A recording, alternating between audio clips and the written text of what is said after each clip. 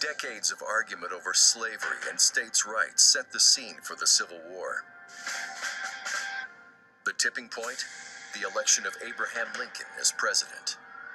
For years, Southern slaveholders were concerned about the future of their institution, and they pushed very hard against the North, against the country as a whole, to ensure that slavery did have a future.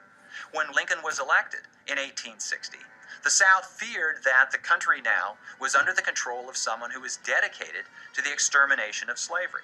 And only 6 weeks later, Southerners in the state of South Carolina hold a convention and end up declaring that they are no longer part of the Union. The coming of the Civil War is a two-step process. Step one, the South secedes from the Union. That didn't necessarily lead to a war. Step two is that Lincoln had to decide to resist secession forcibly. After being sworn in as president, Lincoln faces a critical decision: defend U.S. government forts in the South, or turn them over to the seceding states.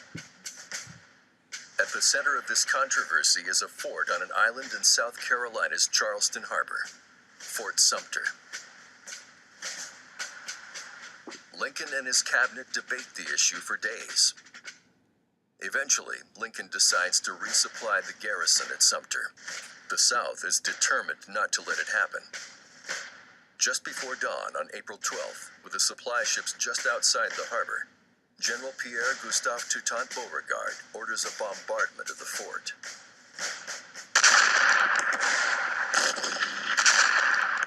"50 cannons open fire from 4 different batteries. The barrage continues for 34 hours until Major Robert Anderson, the commander of Fort Sumter, eventually surrenders. When the South fired the first shot at Fort Sumter and Lincoln decided to resist, then the Civil War was on. Lincoln issues a call for 75,000 volunteer soldiers, and the South responds with their own call to arms. The debate is over.